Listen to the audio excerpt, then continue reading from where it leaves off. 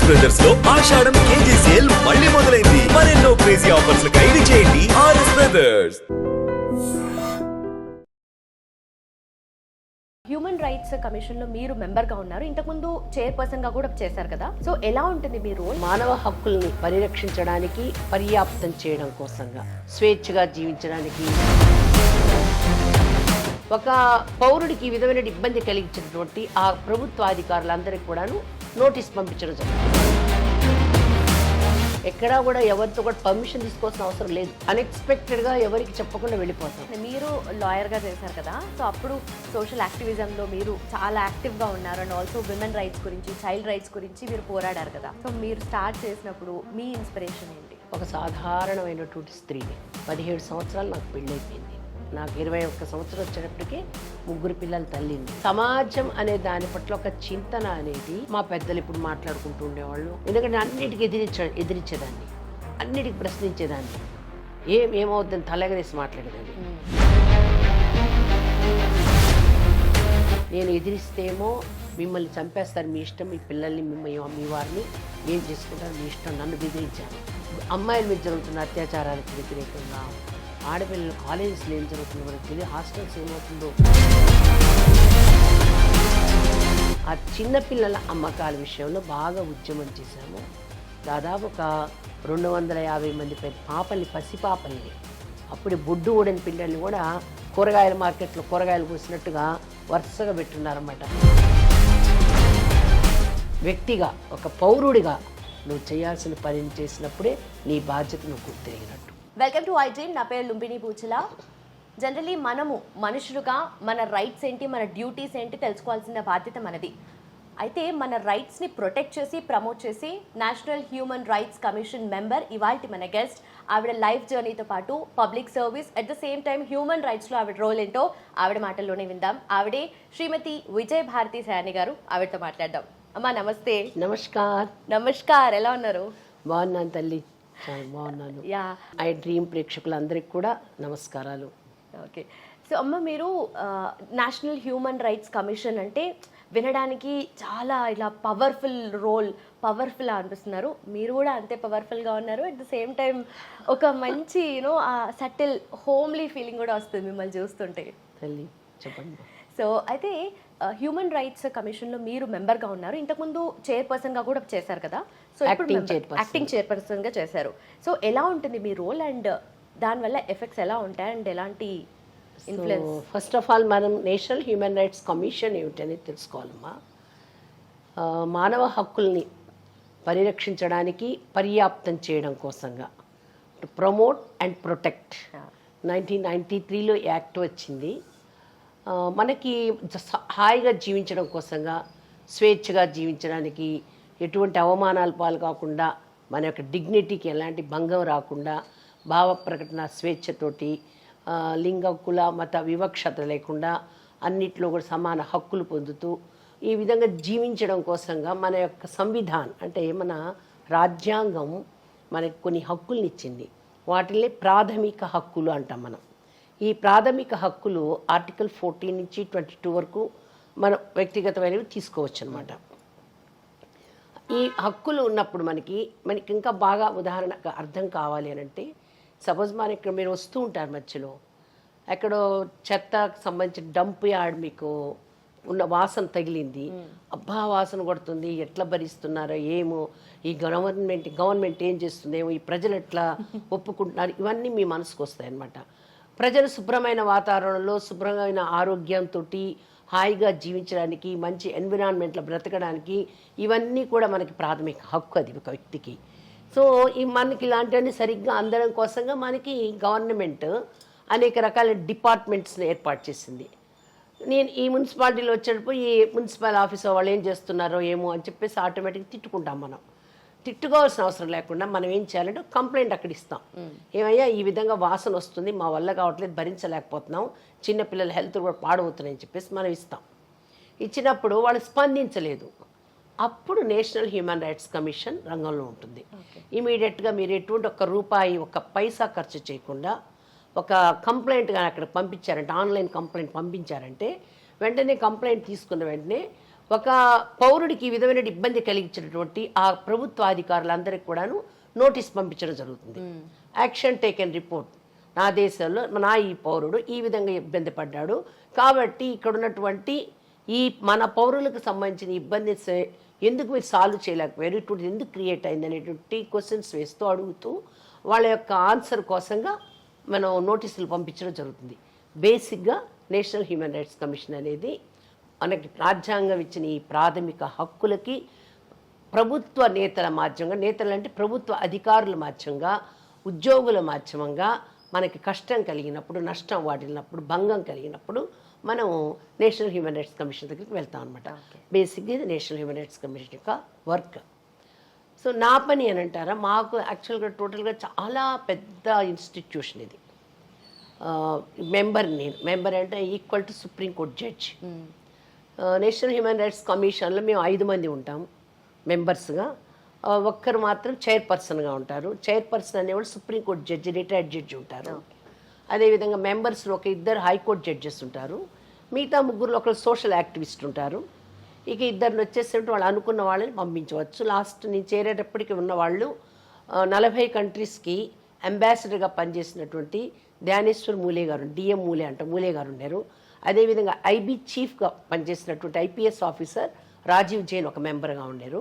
ఇప్పుడు ప్రస్తుతం నాతో పాటు ఉన్నవాళ్ళు జస్టిస్ సారంగి గారు అని చెప్పేసి ఒరిస్సా నుంచి వచ్చిన ఆయన మెంబర్గా ఉన్నారు. అలాగే ప్రియాంక్ కాను అని ఇంతకుముందు 3 సార్లు మొత్తము చైల్డ్ రైట్స్ కమిషన్లో పనిచేసినటువంటి వారు ఇప్పుడు మెంబర్గా వచ్చారు. మా పని ఏంటంటే వచ్చినటువంటి కంప్లైంట్స్ రోజు దగ్గర 500 కంప్లైంట్స్ వస్తాయి. ఈ 500 కంప్లైంట్స్లో అనేక రకాల కారణాల మీద 200 కంప్లైంట్స్ వెళ్ళిపోయినా 300 కంప్లైంట్స్ ఉంటాయి. ఈ 300 కంప్లైంట్స్ని స్క్రూటినీ చేసి ఏ డిపార్ట్మెంట్ వస్తుంది, ఎట్లా వస్తుంది చూసుకొని లా డిపార్ట్మెంట్ వాళ్ళకి పంపిస్తారు. ప్రొసీడింగ్స్ తయారవుతాయి. ప్రొసీడింగ్స్ చేయడం కోసంగా ఏ చట్టం ఉంది, ఎవరెవరికి నోటీసులు పంపించాలి ఏంటి అంతా చాలా త్వరగా అక్కడ క్షుణ్ణంగా అనమాట పరిశీలన జరిగిన తర్వాత అన్నీ తయారు చేసి నా మెంబర్ దగ్గరికి పంపిస్తారు. మెంబర్ దగ్గరికి పంపించినప్పుడు మెంబర్ ఏం చేస్తారంటే సంతకం చేసి పంపిస్తారు. దాన్ని తీసుకొని వెంటనే కన్సర్న్ డిపార్ట్మెంట్స్ పంపించడం జరుగుతుంది. అదేవిధంగా మా కమిషన్లో మెంబర్లుగా మేమేమంటే అక్కడ కోర్ గ్రూప్ మీటింగ్స్ జరుగుతుంటాయి అనేక టాపిక్స్ మీద. వాటికి మేము అధ్యక్షత వహిస్తుంటాం. బయట ఎన్జిఓస్ తోటి, రకరకాల ఇన్స్టిట్యూషన్స్ తోటి, యూనివర్సిటీస్ తోటి టైఅప్ అయ్యి మానవ హక్కులకు సంబంధించిన అంశాల మీద కార్యక్రమాలు జరిపినప్పుడు అక్కడికి వెళ్ళడం, మేము అక్కడ మెంబర్గా కానివ్వండి, చైర్పర్సన్ కానివ్వండి మేము పాల్గొనడం, చెప్పడం జరుగుతుంది. అదేవిధంగా లా డివిజన్కి సంబంధించిన వాళ్ళు వెళ్ళేటప్పుడు వాళ్ళ కార్యక్రమాల దృష్ట్యా కానివ్వండి. అదేవిధంగా ఇన్వెస్టిగేషన్ డిపార్ట్మెంట్ అని ఉంటుంది మాకు. ఇన్వెస్టిగేషన్ డిపార్ట్మెంట్లో ఐపీఎస్ ఆఫీసర్స్ ఉంటారు. వాళ్ళ కింద అనేక మంది కానిస్టేబుల్ లెవెల్ నుంచి ఎస్పీ, డిఎస్పీ, ఎస్పీ అనేక మంది వాళ్ళ కింద పనిచేస్తూ ఉంటారు. మా దగ్గర డిఐజీ కిమ్ గారని, డిఐజీ ఇంకొక అమ్మాయి 2 ఉన్నారన్నమాట, ఇలైక్యా. కాబట్టి ఒకటి ఇన్వెస్టిగేషన్ డిపార్ట్మెంట్ ఉంటుంది, మరొక వైపు నుంచి లీగల్ డిపార్ట్మెంట్ ఉంటుంది, మరొక వైపు నుంచి మొత్తం అడ్మినిస్ట్రేషన్ డిపార్ట్మెంట్ ఉంటుంది. వీళ్ళందరి కింద పనిచేస్తుంటే పెద్ద సంస్థ ఇది. సో ఎక్కడ కార్యక్రమాలు జరిగినా ఎక్కడ నుంచి సుమోటో తీసుకోవాల్సి వచ్చింది. ఒక్కొక్క అంశాన్ని చూడగానే ఇది సుమోటో తీసుకుంటే బాగుంటుంది. మొన్న ఫైర్ యాక్సిడెంట్ అయింది, ఇక్కడ బ్లాస్ట్ అయింది సిగాసి, ఇమీడియట్గా పంపించాం. అప్పటికీ తీసేసుకొని దాని మీద కొంత వర్క్గా జరిగి ఉంటే కొంచెం ఆగుతాం. సందేశ్ ఖాళీ సుమోటోగా స్వీకరించి కలకత్తా సందేశ్ ఖాళీకి అన్నాను పంపించారు. అప్పుడు నేను యాక్టింగ్ చైర్పర్సన్గా ఉన్నాను. జస్టిస్ అరుణ్ మిశ్రా గారు చైర్పర్సన్గా ఉన్నారు, నన్ను పంపించారు.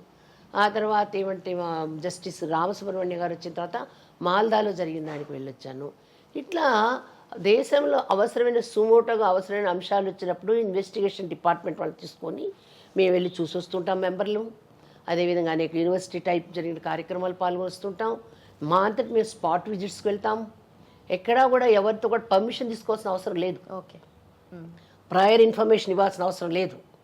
నిన్న నేను వచ్చాను, అక్కడ మన ఒక బ్లైండ్ కాలేజ్ స్కూల్ చూడాలనుకున్నాను, వెళ్ళాను.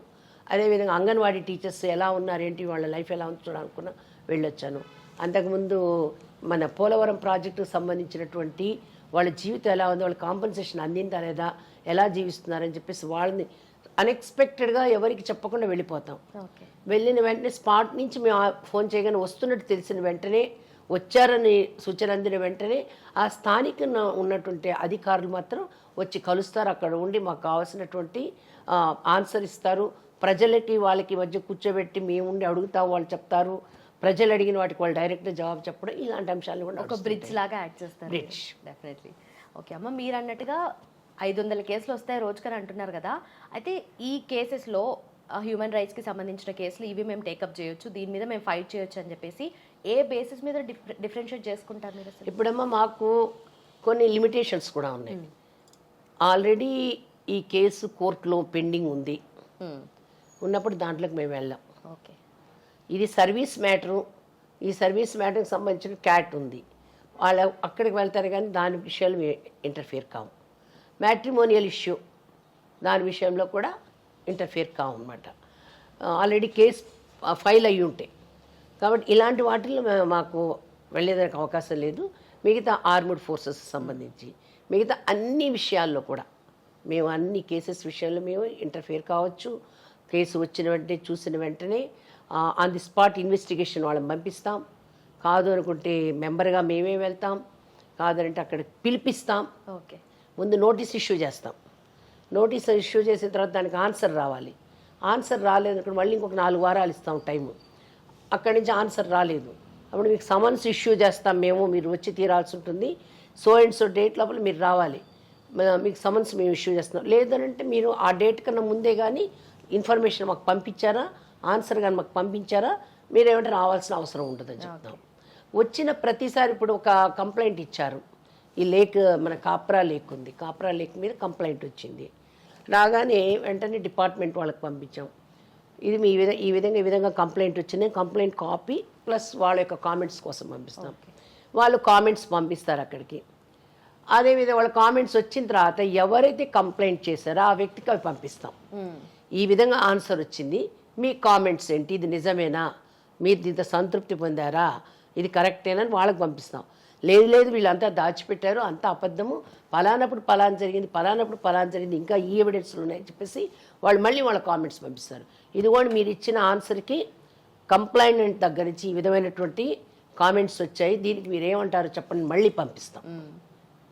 ఈ విధంగా ఎప్పుడైతే జరుగుతుంటుందో కింద స్థాయిలో నుంచి ఉన్నటువంటి ఎంప్లాయీస్లో కూడా ఒక అలజడి మొదలవుతుంది. అరే మేము ప్రజల కోసం పనిచేస్తున్నాం, ఇక్కడ జీతం తీసుకొని పనిచేస్తున్నాం, అక్కడ నుంచి రూల్స్కి అనుగుణంగా పనిచేయాలి మేము. అవన్నీ మేము తప్పినందువల్లే కదా ఈరోజు ఈ క్వశ్చన్ ఇక్కడ వచ్చింది, నా పై అధికారులు నన్ను క్వశ్చన్ చేస్తారేమో అని వాళ్ళు, మా పై అధికారులు మమ్మల్ని క్వశ్చన్ చేస్తారు ఆ పై వాళ్ళు, ప్రభుత్వ నేతలు కూడా అయ్యి ఏమయ్యా ఏంది ఇంత మేము రిలీజ్ చేసాం, ఇంత ఇచ్చిన తర్వాత ఏమైంది, ఎందుకు ఎన్హెచ్ఎస్సీ దాకా ఎందుకు పోయింది, ఇట్లాంటి కొన్ని అంశాలని చాలా వాటిల్లో నేను గమనించాను అనమాట. ఓకే, సో అకౌంటబుల్గా వాళ్ళు ఉండాలి, అలాంటిది మీ వరకు వచ్చిందంటేనే ఇక్కడ ఏదో ఫెయిల్యూర్ జరిగింది. ఎస్, లేకపోతే ప్రజలు అడగరు కదా. ప్రజలు అడిగే కూడా ఏముంది, ఒక అమ్మాయిని ఎత్తుకెళ్ళిపోయారు, ఒక అమ్మాయి మిస్ అయిపోయింది, పోలీస్ స్టేషన్కి వెళ్ళాము, పోలీస్ స్టేషన్లో కంప్లైంట్ ఇచ్చాం, కంప్లైంట్ తీసుకోలేదు, తీసుకున్నాడు ఎఫ్ఐఆర్ చేయలేదు, ఎఫ్ఐఆర్ చేశాడు కానీ దానికి ఏమిటి సరైన యాక్షన్ తీసుకోలేదు, ఎవరిని అడగాలి సాధారణ ప్రజ. అందుకని వాళ్ళు ఏమిటి ఎన్హెచ్ఆర్సీకి వచ్చిన వెంటనే మేము వెంటనే పోలీస్ డిపార్ట్మెంట్కి హయ్యర్ అఫీషియల్స్ వరకు నోటీసులు పంపిస్తాం. ఓకే, అదేవిధంగా కస్టోడియల్ డెత్ జరిగింది, జ్యుడిషియల్ కస్టోడియల్ డెత్ అయింది, ఎన్కౌంటర్ అయింది. ఇమ్మీడియట్గా కస్టోడియల్ డెత్ అయితే 24 hours లోపల ఎన్హెచ్ఆర్సీకి పంపించేయాలి, 48 hours ఎన్కౌంటర్ అయితే ఆన్సర్ ఇచ్చేయాలి మాకు. దాని మీద ఏమిటి న్యాయవిధి జరుగుతూ ఉన్నా ముందు కాంపెన్సేషన్ అయితే ఇప్పిస్తాం విక్టిమ్కి. ఓకే, మనకి వాళ్ళ యొక్క ఎవరైతే అతని యొక్క సంబంధితులు ఉన్నారో వాళ్ళకి కాంపెన్సేషన్ ఇవ్వడం జరుగుతుంది. 2024, 2025 ఈ 1 yearలోనే దాదాపు 332 కస్టోడియల్ డెత్ కేసెస్ మేము కాంపెన్సేషన్ ఇప్పించడం జరిగింది. 13,32,00,000 రూపాయలు ఇచ్చింది. ఎన్హెచ్ఆర్సీ ఇవ్వదు, ఇప్పిస్తుంది. ఓకే, తరఫున అయితే ఇప్పటికీ కూడా కస్టోడియల్ డెత్స్ అనేవి జరుగుతున్నాయి. చాలా జరుగుతున్నాయి. రీసెంట్గా కూడా తెలంగాణలో జరిగింది. అయితే పోలీస్ డిపార్ట్మెంట్ మనకు స్టేట్ లిస్ట్లో వస్తుంది, స్టేట్ సబ్జెక్ట్ లిస్ట్లో వస్తుంది కదా. సో ఎన్హెచ్ఆర్సీ రోల్ అనేది అక్కడ ఎలా ఉంటుందంటే మీరు ఎలా ఇంటర్ఫియర్ అవ్వడానికి? నేషనల్ హ్యూమన్ రైట్స్ కమిషన్ మెంబర్గా నేను ఎన్నో ప్రిజన్స్కి వెళ్ళాను. వెళ్ళిన వెంటనే ప్రిజన్స్లో ఎవరున్నారు, ఎవరైనా కింద కూర్చున్నారా, ఎవరైనా కంప్లైంట్ అక్కడ ఎవరైనా పట్టుకొచ్చారా, వాడు నిజంగా వాడి మీద ఏమైనా ఇక్కడ కంప్లైంట్ వచ్చిందా లేదా, కంప్లైంట్ రాకుండా నీ పిల్లాన్ని పట్టుకొచ్చాడేంటి, తీసుకొచ్చిన పిల్లాన్ని ఎందుకు ఎట్లా ఇల్ ట్రీట్ చేస్తున్నారా, వీడిని ఎన్ని గంటల ముందు నుంచి తీసుకొచ్చి ఇక్కడ పెట్టారు, ఇన్ని గంటల లోపల మనకి అక్కడ తీసుకెళ్ళాలి కదా, ఎఫ్ఐఆర్ కంప్లైంట్ తీసుకొని ఎఫ్ఐఆర్ చేశారా లేదా, ఇలాంటివన్నీ గమనిస్తాం. అక్కడ ఎంతమంది ఉన్నారు కస్టడీలో, వాళ్ళకి ఏమైనా వసతులు ఉన్నాయా లేదా, వాళ్ళకి ఇన్ఫర్మేషన్ ఇచ్చారా లేదా, ఇవన్నీ తెలుసుకుంటాం. ఎన్ని గంటల నుంచి తీసుకొచ్చారు, ఎన్ని గంటల నుంచి వాళ్ళు ఇబ్బంది పెట్టారు, ఎలాంటి ఇబ్బందులను పెట్టారా ఏంటి అన్నీ తెలుసుకుంటాం. అదేవిధంగా జైల్స్లోకి వెళ్తాం. ఎవరు ఆపేదానికి లేదమ్మా. నేను ఇప్పటివరకు బెంగళూరులో సెంట్రల్ జైలు చూసి వచ్చాను, అదేవిధంగా కోజికోడ్ అక్కడ జైలుకి వెళ్ళొచ్చాను, నెల్లూరులో ఉన్నటువంటి జైలు చూసి వచ్చాను. ఇప్పటివరకు 3 జైల్స్ సందర్శన చేసి వచ్చాను నేను. జైళ్ళల్లో వెళ్ళిన తర్వాత వాళ్ళ భోజనం ఎలా ఉంది, వాళ్ళ ఇన్ఫ్రాస్ట్రక్చర్ ఎలా ఉంది, వాళ్ళకి సెక్యూరిటీ ఏంటి, వాళ్ళని ఏమంటే వాళ్ళతో మాట్లాడుకునే అవకాశం ఇస్తున్నారు లేదా, అండర్ ట్రయల్స్ ఎంతమంది ఉన్నారు, వాళ్ళకి ఏమైనా లీగల్ సర్వీసెస్ అథారిటీ ద్వారా ఏమైనా సహాయం ఇప్పిస్తున్నారు లేదా, వాళ్ళు ఫోన్ చేసుకోవడానికి వాళ్ళ అవకాశం ఉందా లేదా, వీళ్ళ ఆరోగ్యం ఎలా ఉంది. ఆ తర్వాత లోపలికి సెల్స్లోకి వెళ్ళి చూస్తాం, సెల్స్ ఎలా ఉన్నాయి, గాలి ఉందా, వెళ్తురుందా లేదా, అక్కడ ఏమైనా వీళ్ళు ఆత్మహత్య చేసుకోవడానికి అనువైన పరిస్థితులు ఏమైనా ఉన్నాయా ఏంటి, అన్ని విషయాలు చూసి వస్తాం అమ్మ. వీళ్ళ బాత్రూమ్ వ్యవస్థ ఎలా ఉంది, వీళ్ళ స్నానాల వ్యవస్థ, వీళ్ళ టైం టేబుల్ ఎలా ఉంది, వాళ్ళతో కూడా కలిసి వాళ్ళతో మాట్లాడతాం. పోలీసు వాళ్ళు ముందే మాట్లాడాల్సిన అవసరం లేదు, వాళ్ళతో పర్సనల్గా మాట్లాడతాం, వాళ్ళ సమస్యలు ఏంటి తెలుసుకుంటాం. ఈ విధంగా నేను చాలా దగ్గరలో చేయడం జరిగిందమ్మా, తెలుసుకోవడం జరిగింది. నిజంగానే ఆ రైట్ టు లైఫ్ అనేది జైల్లో ఉన్నంత మాత్రాన వాళ్ళ రైట్స్ని కోల్పోవాల్సిన అవసరం లేదు కాబట్టి మీరు వాళ్ళకి కూడా ఫైట్ చేస్తున్నారు. నేను ఎన్హెచ్ఆర్సీకి ముందు సోషల్ యాక్టివిస్ట్గా ఉన్నప్పుడు ఒక జువెనైల్ హోమ్లోకి వెళ్ళాలన్నా, ఒక పోలీసు జైలు లోపలికి వెళ్ళాలన్నా, లేదంటే పబ్లిక్ ఒక కాలేజీలో ఏదో హత్య జరిగిందో, అమ్మాయి ఆత్మహత్య చేసుకుందంటే ఆ లోపలికి వెళ్ళాలన్నా గేటు బయట నుంచి కొట్లాడిన రోజులే. ఎన్హెచ్ఆర్సీలోకి వచ్చిన తర్వాత మనము without prior permission, without prior intimation మనం వెళ్ళవచ్చు, డాక్యుమెంట్స్ చూడవచ్చు, పరిస్థితులు చూడవచ్చు. ఎందుకంటే ప్రాథమిక హక్కులకు సంబంధించిన వ్యవహారం కాబట్టి అంత powerful organisation national human rights commission. అదేవిధంగా స్టేట్స్లో కూడా స్టేట్ హ్యూమన్ రైట్స్ కమిషన్స్ ఉన్నాయమ్మా. అమ్మ మీ గురించి చెప్పండి, మీరు మీ లైఫ్ని పబ్లిక్ సర్వీస్లో అండ్ హ్యూమన్ రైట్స్కి డెడికేట్ చేశారు కదా, సో మీరు మీ బ్యాక్గ్రౌండ్ చెప్పండి అండ్ ఎప్పుడు మీరు ఈ డెసిషన్ తీసుకున్నారు మీ లైఫ్లో? హ్యూమన్ రైట్స్ కమిషన్ మెంబర్ అనేది మనం తీసుకున్న డెసిషన్ కదమ్మా. మనం చేస్తున్నటువంటి వర్క్ని చూసి ఒక వ్యక్తిని వాళ్ళు ఎలా చూస్ చేసుకున్నారో నాకు తెలియదు. నా ప్రొఫైల్ని మాత్రం అక్కడ 5 మంది చెక్ చేస్తారు. మాననీయ ప్రధానమంత్రి గారు, అదేవిధంగా హోమ్ మినిస్టర్ గారు, అమిత్ షా గారు ఉన్నారు, మోదీ గారు ఉన్నారు, ఉప రాష్ట్రపతి, స్పీకరు, వీళ్ళ నలుగురితో పాటుగా అపోజిషన్ పార్టీ యొక్క లీడరు, అదేవిధంగా రాజ్యసభలో ఉన్నటువంటి లీడరు, 6 మంది ఈ యొక్క ప్రొఫైల్ చూస్తారు. ఈ వ్యక్తి జీవితం ఏంటి, ఏం పనులు చేశారు ఏంటి, ఎలా స్పందించగలరు, ఎలా మాట్లాడగలరు, అన్ని రకాల వాళ్ళు చూసి మళ్ళీ ఫైనలైజ్ చేసిన తర్వాత మాననీయ రాష్ట్రపతి గారి దగ్గర పంపిస్తారు.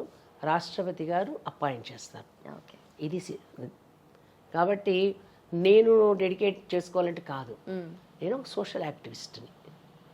ఈ సోషల్ యాక్టివిస్ట్గా ఎలా మారాను, ఇందులో ఎన్ని రకాల అవతారాలు ఎత్తాను, ఎన్ని సంవత్సరాలు చేశాను, ఇందులో ఎవరెవరి పాత్ర ఎంత ఉంది, కుటుంబం ఎంత ఉంది, సంస్థలు ఎంత ఉంది, నా స్వయంగా నా యొక్క ప్రేరణ ప్రయత్నం ఎంత ఉంది, ఇవన్నీ ఒక ఎపిసోడ్ అన్నమాట. అవును, నిజంగానే మీరు లాయర్గా చేశారు కదా, సో అప్పుడు సోషల్ యాక్టివిజంలో మీరు చాలా యాక్టివ్గా ఉన్నారు అండ్ ఆల్సో విమెన్ రైట్స్ గురించి, చైల్డ్ రైట్స్ గురించి మీరు పోరాడారు కదా, సో అవన్నీ మిమ్మల్ని అక్కడి వరకు రీచ్ అయ్యేలా చేశాయి.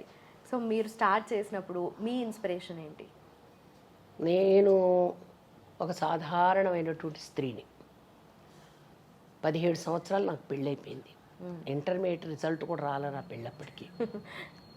పెళ్ళైపోయిన తర్వాత 3 పిల్లలు వెంటనే పుట్టారు. నాకు 21 సంవత్సరం వచ్చేటప్పటికి 3 పిల్లల తల్లిని నేను. 21 సంవత్సరాలు కేవలం ఇంటర్మీడియట్ విద్యార్థినిని, 3 పిల్లల తల్లిని. నా భర్త బ్యాంక్ ఎంప్లాయీ.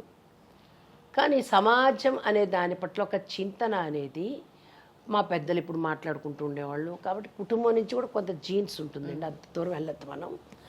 కానీ నాకు ఒక ఉత్సాహం ఉండేది చిన్నప్పుడే, ఆడవాళ్ళని ఎందుకు బయటకు పంపరు, ఆడవాళ్ళు ఎందుకు చదువుకోకూడదు. ఎందుకంటే మా అప్పుడు ఉండేవి ఏవి పోటీలన్నీ కూడా ఈ డిబేట్స్ పెడితే ఆడవాళ్ళకి చదువు అవసరమా లేదా, అప్పట్లో విద్య అవసరమా అనవసరమా, ఆడవాళ్ళు ఉద్యోగం చేయొచ్చా చేయకూడదా, ఆడవాళ్ళు బయట తిరగవచ్చా తిరగకూడదా, అప్పట్లో ఉన్నటువంటి డిబేట్స్ అనమాట. అటువంటి సమయంలో ఆడవాళ్ళు ఎందుకు చదువుకోకూడదు, ఆడవాళ్ళు ఎందుకు బయట తిరగకూడదు, ఒక కచ్చలాగా ఉండేది నాకు. ఎందుకు ఉద్యోగం చేయకూడదు, ఎందుకు ఫ్రీడమ్ ఇవ్వరు, అసలు ఎందుకు ఇన్ని ఆంక్షలు పెడుతున్నారని ఒక కోపం ఉండేది.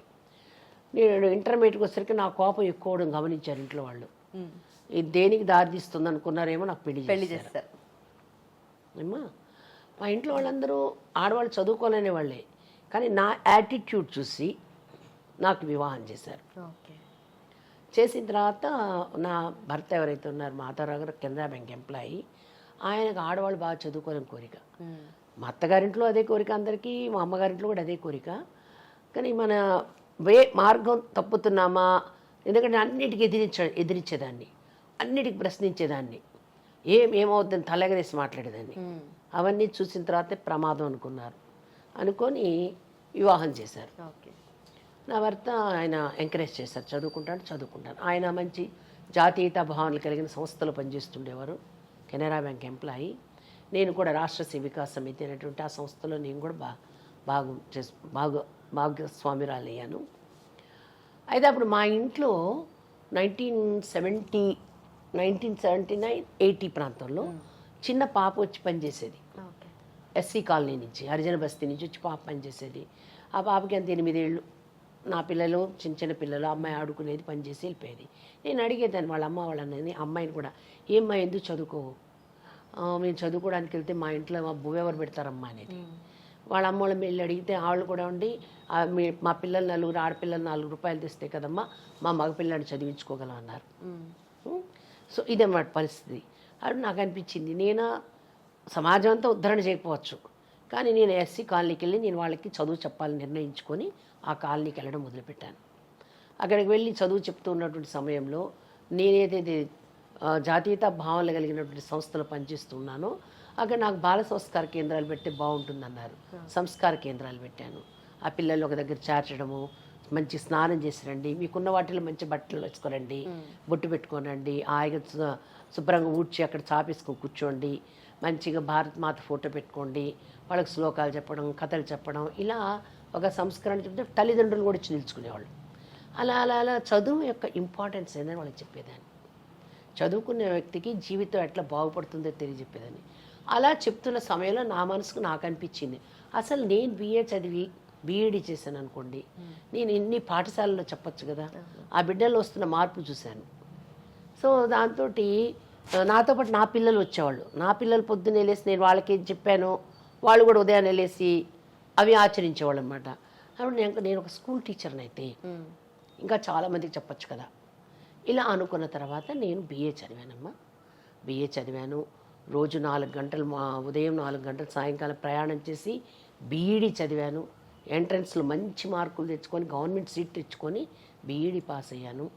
అవడమే ఒక 15-20 స్కూల్స్ వెళ్ళి, అనకాపల్లి, యలమంచిలి, నర్సీపట్నం, ఇట్లా అనేక ఊళ్ళకి వెళ్ళి, విశాఖపట్నం, అక్కడ స్కూల్స్లో పిల్లలకి మోరల్ క్లాసెస్ తీసుకుంటాను. వారానికి 2 క్లాసులు తీసుకుంటాను. నాకు జీతం వద్దు, ఏమొద్దు. వాళ్ళు హ్యాపీగా తీసుకోమన్నారు. అట్లా పిల్లల్లో ఒక దేశభక్తి ప్రబోధన చేయాలి, ఒక మంచి సంస్కారాలు నిర్మాణం చేయాలని టీచర్ని అయిన తర్వాత నాకేమైంది, మా వారికి ట్రైబల్ ఏరియాస్కి ట్రాన్స్ఫర్ అయింది. ట్రైబల్ ఏరియాకి ట్రాన్స్ఫర్ అంటే పార్వతీపురం. అక్కడ ఎవరైతే అడవి ప్రజలు ఉన్నారో ఆ కొండల్లో చేరి చింతపండు కొని, కాయలు గీలు అన్నీ ఏరుకొని ఉదయం నుంచి నడుచుకొని వచ్చి సాయంకాలం ఇక్కడ అమ్ముకుంటే నేను గమనించేదాన్ని. ఎందుకంటే నాకు అదొక అలవాటు. వాళ్ళు ఏంటంటే 10 రూపాయలకి వాళ్ళ దగ్గర చింతపండు బుట్ట కొనేసేవాళ్ళు. వాళ్ళు 10 కిలోలు తెస్తే వీళ్ళు 5 కిలోలే డబ్బులు ఇచ్చేవాళ్ళు. వాళ్ళ కష్టం, కాళ్ళకి చెప్పులు కూడా ఉండేవి, ఒంటి మీద బట్ట కూడా సరిగ్గా ఉండేది కదా వాళ్ళకి. అవి తీసుకొని మళ్ళీ వాళ్ళు నడిచి ఆ కొండ ప్రాంతాల్లోకి వెళ్ళిపోయాడు ఆ పైసలు తీసుకొని. వీళ్ళని ప్రశ్నించేదాన్ని, మీరు చాలా అన్యాయం చేస్తున్నారు. అవతల వాళ్ళకి చెప్పేదాన్ని, మీరు ఎందుకమ్మా ఇంత అన్యాయానికి గురవుతున్నారు, వీళ్ళు కూడా కొనకపోతే మేమేం చేయాలనేవాళ్ళు. అది పొజిషన్ అప్పట్లో 1983-84 ప్రాంతాల్లో అనమాట. సో నాకు అనిపించింది అదే టైంలో ఒక అమ్మాయిని ఒక అత్తగారు భర్త కలిసి చంపేయడము, చంపేసేసి సూసైడ్ కింద చూపించడము, నేను 10 మందిని అడగడము, ఎవరు నాకు తోడు రాకపోవడము, పోలీసు వాళ్ళు ఇది సూసైడ్ అని చెప్పారు, గవర్నమెంట్ డాక్టరు సూసైడ్ అని చెప్పింది. నేను ఎదిరిస్తేమో మిమ్మల్ని చంపేస్తారు, మీ ఇష్టం, మీ పిల్లల్ని మీ వారిని ఏం చేసుకుంటారు మీ ఇష్టం, నన్ను బెదిరించారు. నేను అక్కడ నాన్ లోకల్ని, అందువల్ల నేనేం చేయలేని అసహాయతతో బాధపడుతూ ఉన్న సమయంలో మళ్ళీ మాకు హైదరాబాద్కి ట్రాన్స్ఫర్ అయింది. ఇట్లా ట్రైబల్స్ తోటి, ఎస్సీస్ తోటి, ఎస్టీస్ తోటి నాకు బాగా అనుబంధం ఉండేది. ఆ తర్వాత అక్కడి నుంచి స్కూల్ ఇక్కడికి వచ్చేసరికి, హైదరాబాద్కి వచ్చేసరికి, ఇక్కడ మీకు తెలిసే ఉంటుంది మల్కాజ్గిరి మౌలాలి ప్రాంతంలో వాత్సల్య సింధు అని నిరాశ్రిత బాలుర వసతి గృహం ఉంది. దానికి మొట్టమొదటి మాతాజీగా నన్ను అడిగారు ఆర్గనైజేషన్ వాళ్ళు, కేశవ సేవా సమితి వాళ్ళు అడిగారు, మనం పెట్టాలనుకుంటున్నామండి, మీరు సమయం ఇవ్వాలి, మీరు బీఈడీ కూడా చేశారు కదా. నాకు పసితనం నుంచి ఉండేది అనాథ పిల్లలకి నేను కూడా సేవ చేయాలి అని. ఎందుకంటే మా నాన్నగారు వీళ్ళంతా చదివే పుస్తకాలు కానివ్వండి, వాళ్ళు చెప్పే మాటలు విని కొంచెం ప్రభావం ఉండేది నా మీద. అందువల్ల నేను చేస్తానని మా వారు నాకన్నా ముందే మాట ఇచ్చారు. అక్కడ మేము 1989లో డిసెంబర్ 25న వాత్సల్య సింధులో మాతాజీగా చేరాను. మాతాజీగా చేరినప్పుడు ఆ పిల్లల జీవితాలు చూశాను, వాళ్ళ గాథలు విన్నాను. ఒక లాయర్ని కావాలి అని, లాయర్ని అయ్యేదానికన్నా ముందు ఈ సమాజంలో మార్పు రావాలి అంటే మేధావుల్లో మార్పు రావాలి, మంచి రైటర్స్లో మార్పు రావాలి, వక్తల్లో మార్పు రావాలి, దిశాదర్శనం చేయగలిగినటువంటి మేధావుల మార్పు వస్తే దేశం బాగుపడుద్ది అనిపించి, అప్పుడు నేను ఒక టీచర్గా వెళ్ళి చెప్తే ఎవరు నా మాట వినరు. ఒక లాయర్గా వెళ్ళి అనుకోండి, వాళ్ళు నాకు వేటిస్తారు. అప్పుడు లా చదివాను నేను. 92లో లా కంప్లీట్ చేశాను. 1995 నుంచి ప్రాక్టీస్ మొదలుపెట్టాను. నాకు చిన్నతనం నుంచి మంచి రైటర్ని కావాలండేది. దగ్గర ఒక 300 ఆర్టికల్స్ పైన రాశాను విమెన్ ఇష్యూస్ మీద. మంచి అప్పుడు రేడియోలో మాట్లాడాలని ఉండేది.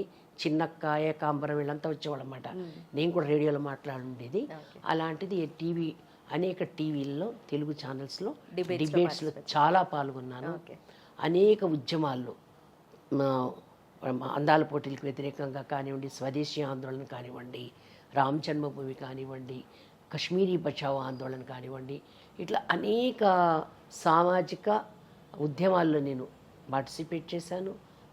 ఉద్యమాలు పార్టిసిపేట్ చేయడం కాకుండా అమ్మాయిల మీద జరుగుతున్న అత్యాచారాలకు వ్యతిరేకంగా, ఆడపిల్లల కాలేజెస్లో ఏం జరుగుతుందో మనకు తెలియదు, హాస్టల్స్ ఏమవుతుందో హాస్టల్స్లో వెళ్ళాలని ప్రయత్నం చేసేవాళ్ళమి, అదేవిధంగా యూనివర్సిటీస్లో వెళ్ళే ప్రయత్నం చేసేవాళ్ళమి, జూనైల్ హోమ్స్లో ఏమవుతుందో పసిపిల్లల మీద అక్కడ వెళ్ళేవాళ్ళమి. ఇదే సమయంలో చిన్న పిల్లల మీద అమ్మకాలు జరుగుతున్నాయనే విషయం మాకు తెలిసింది. ఆ చిన్నపిల్లల అమ్మకాల విషయంలో బాగా ఉద్యమం చేశాము.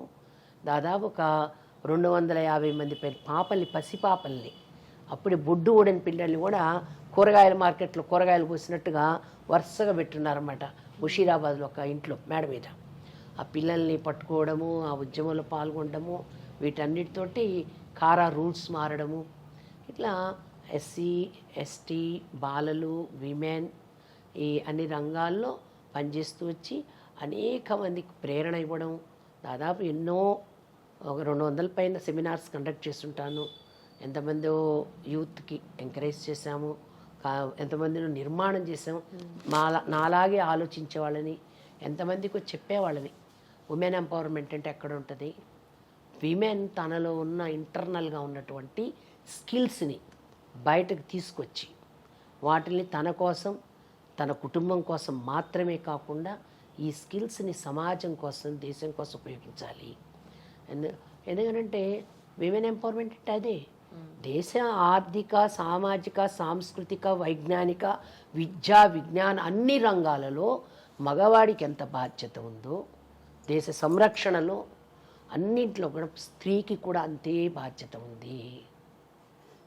వాళ్ళిద్దరూ ఒకళ్ళనొకళ్ళు అర్థం చేసుకొని, అరే మన ఇద్దరం భాగస్వాములం, మన ఇద్దరం కలిసి బిడ్డల్ని ఎట్లా నిర్మాణం చేయాలి, సమాజాన్ని ఇట్లా బాగు చేసుకోవాలని భావన వాళ్ళిద్దరిలో ఉంటే ఆ కుటుంబం బాగుంటుంది, దేశం బాగుంటుంది, అది వేరే.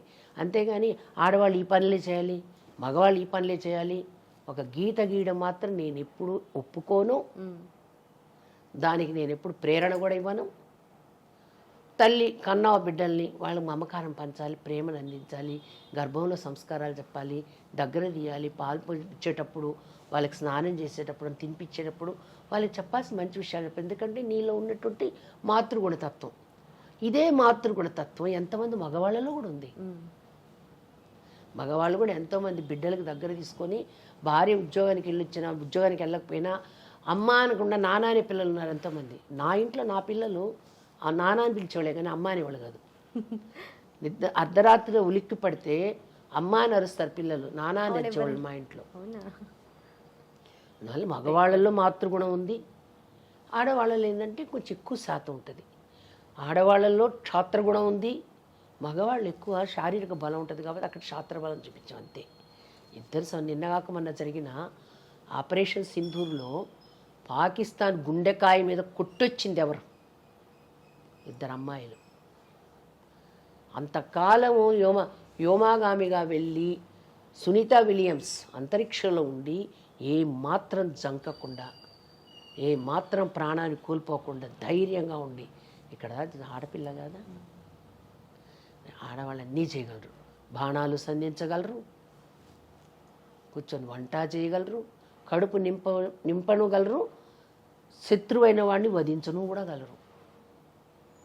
ఎన్నో నేను ఉదాహరణ. ఇప్పుడు మీరు అన్నీ చెప్తుంటే అనిపిస్తుంది, అంటే మీరు ఆ కాలంలో చేసిన ఫైట్స్కి ఆ ఫ్రూట్స్ మేము ఇప్పుడు తింటున్నాం. అంటే ఇప్పుడు మేము చదువుకుంటున్నాము, అంటే చదవాలా వద్దా, వీళ్ళని చదివించొచ్చా వద్దా అన్నది క్వశ్చన్ మార్క్ కూడా కాదు మాకు. ఇప్పుడు చదవాలి అంతే, అది అయిపోయింది. అంటే అప్పట్లో మీకు అది కాదు. అప్పట్లో మీరు చదవాలా వద్దా అంటే ఆ చిన్న చిన్న దగ్గర నుండి మీరు ఫైట్ స్టార్ట్ చేస్తే మాకు తెలియకుండానే ఆ ఇన్ని డికేడ్స్ ఆఫ్ జర్నీలో అది వచ్చేసింది. అయితే అప్పుడున్న ప్రపంచం వేరు, ఇప్పుడున్న ప్రపంచం వేరు. అప్పుడున్న సమస్యలు వేరు, ఇప్పుడు కొత్తగా పుట్టుకొస్తున్న సమస్యలు వేరు. అప్పుడు మీరు అన్నారు కదా, అమ్మాయి చదవాలా లేదా, ఇంట్లో నుండి బయటకు వెళ్ళాలా లేదా, చదువు చెప్పి ఇవన్నీ సమస్యలు. ఇప్పుడు కొత్తగా హత్యలు, రేప్స్, ఆత్మహత్యలు ఎక్కువైపోతున్నాయి కదా, దీని గురించి ఏమనుకుంటారు? ఎంత బాధ అనిపిస్తుంది అంటే అమ్మా, బాగా చదువుకున్న మహిళలు ఏమండి మీరు జాబ్ ఏం చేస్తున్నారంటే, లేదండి నా బిడ్డల కన్నా కాదు, నా చదువు ఎక్కడికి పోద్ది నాతోనే ఉంటుంది, నా డిగ్రీలు ఎక్కడికి పోతాయి, ఎప్పుడు కావాలంటే అప్పుడు సంపాదించుకోగలను, నా పిల్లల్ని ముందు జాగ్రత్తగా రక్షించుకోవాలి, నేను నా పిల్లల్ని చక్కగా స్కూల్కి పంపించుకోవాలి, వాళ్ళకి నేను ప్రొటెక్షన్ ఇవ్వగలగాలి అని బాగా చదివిన తల్లి ఉద్యోగాలు మాని ఇళ్లల్లో ఉండి బిడ్డలు చూసుకుంటారు. అది ఆశ్చర్యం అనిపిస్తుంది నాకు. మీకు ఏది వర్క్ ఫ్రమ్ హోమ్ ప్రిఫరెన్స్ ఇస్తారా, ఆఫీస్కి వెళ్ళడానికి ప్రిఫరెన్స్ ఇస్తారా అంటే వర్క్ ఫ్రమ్ హోమ్ అన్నారు. నా పిల్లాడిని నేను చూసుకోవచ్చండి, నా బిడ్డకి నేను తినిపించుకోవచ్చండి, నా చేతితో వండి పెట్టుకోవచ్చండి, అంత చదువుకున్న ఆ మమకార గుణం. కాబట్టి స్త్రీ ఈరోజు పెరిగిపోతున్నటువంటి కారణము, తల్లి తండ్రి ఇద్దరు కూడా బిడ్డని కన్న తర్వాత వాడి ర్యాంక్ మీద దృష్టి పెడుతున్నారు. మా పిల్లాడు ఏం ర్యాంక్ తెచ్చుకుంటాడు, ఏ స్కూల్లో తెచ్చుకోగలడు, వీడు డాక్టర్ వల్ల ఇంజనీర్ అవుతాడు, ఏమవుతాడు, ఈ దృష్టి ఎక్కువ పెట్టిన మూలంగా వాడికి పసితనం నుంచి అందాల్సినటువంటి ధైర్యం, ఒక సాహసం, ఒక క్షమ, ఒక త్యాగం, ఒక ప్రేమ ఇత్యాది గుణాలన్నీ నలుగురితో కలిసినప్పుడు ఎక్కువగా పరిడవిల్లుతాయి. ఆ కలిసేది తత్వం లేకుండా అయిపోయింది. స్కూల్కి వెళ్తే స్కూల్లో టీచర్ కూడా వాడు బాగా చదివాడు, నువ్వు బాగా చదవలేదు, నీకు మార్కులు వచ్చాయి, నీకు రాలేదు, నీకు గ్రేడ్ వేస్తున్నా, నువ్వు ఏ గ్రేడే, బి గ్రేడే, సి గ్రేడే, ఒక పోటీ తత్వాన్ని నిర్మాణం చేస్తున్నారు. ఈ పోటీ తత్వంలో కూడా స్వార్థాన్ని నిర్మాణం అవుతుంది. ఎవరికి కూడా అయం నిజ పరోవేతి గణనాం లఘు చైతసాం ఉదార చరితానాంతు వసుదైవ కుటుంబకం. ఈ ప్రపంచంలో నీది అది నాది అని చెప్పేది సంకుచిత స్వభావం. ఈ ప్రపంచం అంతా ఒకటే కుటుంబం, అది సజ్జనుల యొక్క ఆలోచన. కాబట్టి ఆ విధమైన వసుదైవ కుటుంబం అనే భావనలో ఉన్న ఈ సమాజము ఈరోజు నాది, నా ఇల్లు, నా పిల్లాడు, నా బ్యాంక్ బ్యాలెన్సు, మా డిగ్రీలు, ఇవి ఈ పరిధిలో ఉంటారు. పక్కోడేంటి, ఎదిరింటోడేంటి, అయిన వాళ్ళు ఏంటి, అత్తమామలు ఏంటి, తాతగారు మా నాన్న, ఈ వ్యవస్థ అంతా కూడా పోతున్న మూలంగా వీళ్ళ జీవితం ఒక క్వశ్చన్ మార్క్గా నిలబడుతుంది. లేకపోతే పసిపిల్లలు ఏంటంటే ఆత్మహత్యలు చేసుకోవడం, జీవితం మీద అనేక కోరికలు పెట్టుకుని ముందుకు వెళ్ళి దూకాల్సిన పిల్లలు ఏంటండి మేడలు దూకి ప్రాణాలు తీసుకోవడం. ప్రాణం అంటే ఎంతో విలువైంది, మళ్ళీ తిరిగి రాదని చెప్పేసి నాది నేను సాధించాలి, నా వాళ్ళని కాపాడుకోవాలి, వీళ్ళ కోసం నేను జీవించాలి అనే ప్రేరణ లేకుండా నాకు ఇది దొరకలేదు కాబట్టి నేను ఆత్మహత్య చేసుకుంటున్నా, వాళ్ళని చంపుతాను, నేను చచ్చిపోతాను కూడా. ఏంటంటే అలా ఉన్నటువంటి కోరికలు విచ్చలవిడైపోతుంటే నన్ను అద్దుపద్దు లేకుండా పెంచుతున్నందువల్ల, ఎవరి తప్పు ఒప్పు నాకు చెప్పనందువల్ల, భయము భక్తి నేర్పనందువల్ల నాకు కావాల్సింది తీర్చుకోవడం కోసంగా నీ పసిపిల్లల మీద కామాదులుగా ప్రవర్తిస్తాను. నేను పసివాడినే నా అవతలలో నేను అనుభవిస్తాను. నా అనుభవం కోసంగా తల్లిని హతమారుస్తాను, తండ్రిని హతమారుస్తాను, పిల్లల్ని హతమారుస్తాను, ప్రేయసిని హతమారుస్తాను, ప్రియుణ్ణి హతమారుస్తాను. ఎక్కడ ఏది తగ్గించి చెప్పండి, అన్నీ ఎక్కువైనాయి లేదు ఈ మధ్యకాలంలో. ఎప్పుడు వినలేదండి. ఏదో పురాణ కాలాల్లో చెప్పేవాళ్ళు, సారంగధరుడి చరిత్రని, చంద్రుడు తార అని ఇట్లా కథలు చెప్పేవాళ్ళు. వాడితో అనిపించేది అమ్మో ఒక ఒక ఒక హద్దు ప్రతిదానికి ఉండాలి. ఎవరు చెప్పేవాళ్ళు ఎవరున్నారు? అరచేతిలో వైకుంఠం, సెల్ ఫోన్ ఉంది, చూసేవాళ్ళు పట్టించుకునే వాళ్ళు ఎవరు లేరు. నా ఇల్లు ఇక్కడ ఉంటే నా స్కూల్ మాకు దగ్గరలో ఉండేది, స్కూల్కి వెళ్ళానా లేదా, ఇరుగు పొరుగు అందరితో కలిసి ఆడేదాన్ని కాబట్టి, బంధువులందరిలోకి పోయేవాళ్ళం కాబట్టి, పలానా వాళ్ళ అమ్మాయి వచ్చింది వెళ్ళింది, పలానా వాళ్ళ అమ్మాయి పలానా దగ్గర కనపడింది, పలానా వాళ్ళ అబ్బాయి పలానా దగ్గర చూసాము, ఇన్ఫర్మేషన్ వచ్చేది. ఆ భయం ఉండేది. నేను 3 ఏళ్ల నుంచి నన్ను స్కూల్ చేరిస్తే 30 మైళ్ళ దూరం పోయి నేను చదువుకొని రావాలి. కాలేజీలో అంటే పక్క ఊళ్ళకి వెళ్ళి చదువుకొని రావాలి. ఎక్కడికో వెళ్ళాలి నేను. మా అమ్మ నాన్న ఎక్కడో చేరుస్తారు ఏదో స్టేట్లో. నేనేం చేస్తున్నాను, ఏం తింటున్నాను, ఏం మాట్లాడుతున్నాను, ఎవరితో తిరుగుతున్నాను, ఏం యోజన చేస్తున్నాను, ఏం చదువుతున్నాను, ఏం చూస్తున్నాను, నా మీద కంట్రోల్ లేదు, నియంత్రణ లేదు. నా మనసును మెస్మరైజ్ చేసే అనేక అంశాలు నా కళ్ళ ముందు నాకు దొరుకుతూ ఉన్నాయి. కంట్రోల్ చేసేవాళ్ళు లేరు, కావాల్సింది దొరుకుతూ ఉంది. నేను ఎటైనా గాడి తప్పిపోతున్నా. గాడి తప్పినప్పుడు భయం అనేది తప్పిపోయాను. భయం వచ్చినప్పుడు ఆత్మహత్యన్నా చేసుకుంటున్నాను, వేరే వాడి చేతులు హతమన్నా అయిపోతున్నాను. ఇది వాతావరణం. మీరు చూసిన సమాజం వేరు, అప్పుడు మహిళలు వేరు కదా. ఇప్పుడు అన్నిటి కోసం పోరాడుతూ ఉన్నారు. అట్ ద సేమ్ టైం ఈ రీసెంట్ టైమ్స్లో చూస్తుంటే విమెన్ కమిటింగ్ క్రైమ్స్ అనేది పెరుగుతుంది. దాని గురించి మీకు ఏమనిపిస్తుంది? అండ్ దాని పోరాటం ఎప్పుడు ఉందమ్మా, అప్పుడు పోరాటం చేశాం. చెప్పాను కదా, ఆడవాళ్ళకి చదువు అవసరమా అనవసరమా, ఆడవాళ్ళు సినిమాలు చూడవచ్చా చూడకూడదా, ఆడవాళ్ళు ఉద్యోగం చేయొచ్చా ఉద్యోగం చేయకూడదా, 6 సమస్యలు ఆ రోజు ఉన్నాయి. సమాజపు గతిలో మార్పు వచ్చింది. సమస్యలు ఆ రోజు ఒక టైప్ ఆఫ్ సమస్యలు, ఈరోజు ఒక టైప్ ఆఫ్ సమస్యలు. కానీ ఆ రోజు సమస్యల్ని సమాజంతో ప్రశ్నించి సమాజంతో కలిసి పరిష్కరించే యోజన చేశాను. ఈరోజు తప్పులో సమాజమే ఉంది, వ్యక్తే కాదు, కుటుంబమే కాదు, సమాజం కూడా తప్పు మార్గంలో నడుస్తుంది. ఇప్పుడు ఎవరు చెప్పాలి ఆన్సర్?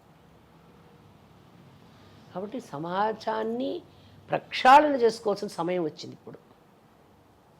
సమాజాన్ని ప్రక్షాళన చేయడానికి అదొక గిన్నె కాదు తోమేయడానికి. వ్యక్తిని అనుసరించి కుటుంబంతో కలిసి వచ్చి సమాజాన్ని కలిసి వచ్చేది దేశాన్ని కలిసి వచ్చేది విశ్వం. వ్యక్తి సంస్కారం ఈరోజు చాలా అవసరమైంది. వ్యక్తి సంస్కరించబడాలి, అప్పుడు కుటుంబం సంస్కరించబడుతుంది. చెప్పండి, ఇంట్లో లేవగానే నిద్ర లేవగానే ఫ్యాన్ తిరుగుతుంటుంది, లైట్ వెలుగుతుంటుంది, పక్క మించి లేసిన పక్క బట్టలు దిక్కుండా వెళ్ళిపోతాను నేను బయటికి. చిన్న బిడ్డని నాకెవరు చెప్పాలి? నాకు ఆ సంస్కారం ఎవరు తీసుకురావాలి? వ్యక్తిగా నేను, తల్లిగా నేను ముందు నా పిల్లలే చెప్పాలి. చెప్పడానికి ముందు నాకు ఆ సంస్కారం ఉండాలి, నేను చెయ్యాలి. అన్నం తిన్న తర్వాత చెత్త అంతా పళ్ళెల్లో పెట్టి ఆడబడేస్తాం, పని మనిషి వస్తుంది, ఆ చెత్త చూస్తే ఎంత బాధ వేస్తుంది. అమ్మాయి అయినా తీయాలి కదా. నేను ఆ చెత్త తీసి ఒక డబ్బాలు వేసి ఏర్పాటు చేసి అనుకోండి, నేను సంస్కరించబడ్డా, నా పిల్లలు సంస్కరించబడతారు. కాబట్టి ఈరోజు సమాజంలో వ్యక్తిలో మార్పు రావాలి. వ్యక్తితో మార్పు వచ్చినప్పుడు సహజంగానే కుటుంబంలో మార్పు వస్తుంది, సమాజం కూడా ప్రక్షాళన అవుతుంది. చిన్న ఆలోచన వల్ల ఎఫెక్ట్ ఎలా ఉంటుంది. అండ్ ఆల్సో అమ్మ, మీరు హ్యూమన్ రైట్స్ యాక్టివిస్ట్గా at the same time human rights commission మెంబర్గా ఉన్నప్పుడు, ఒక టాప్ వ్యూలో చూసినప్పుడు ఇప్పుడు ప్రజెంట్ ఉన్న సొసైటీలో ప్రెస్సింగ్ హ్యూమన్ రైట్స్ ప్రాబ్లం అంటే మేజర్గా ఏమున్నాయి అనిపిస్తుంది మీకు? హ్యూమన్ రైట్స్ దీంట్లో ప్రాథమిక హక్కులు ఏవైతే ఉన్నాయో అన్నీ భంగం అవుతుంది. మా దగ్గర దాదాపు 60 టాపిక్స్ ఉంటాయి. Rights of women, rights of children, rights of students, rights of beggars, rights of domestic workers, rights of gig workers, rights of fisherman, rights of bonded labour. ఇది ఒక్కళ్ళని కాదు, సమాజంలో rights of elderly persons, rights of widows, rights of LGBTQ. అందరూ ఈ సమాజంలోని అన్ని వర్గాల ప్రజలకు కూడా ప్రాథమిక హక్కులు వర్తిస్తాయి. అందులో అందరికీ రైట్స్ ఉన్నాయి. ఆ రైట్స్ పరిరక్షణ చేయడం ఎన్హెచ్ఆర్సీ మెంబర్గా మా యొక్క విధి. అయితే వాళ్ళు పడుతున్న బాధ మా దాకా రావాలి. వాళ్ళని హ్యూమన్ రైట్స్ డిఫెండర్స్ అంటారు. ఇప్పుడు మీరున్నారమ్మా, మీరేం చేస్తారు? ఒక బాధ చూశారు, ఒక పేమెంట్ అంతా కూడా ఆక్యుపై చేశారు.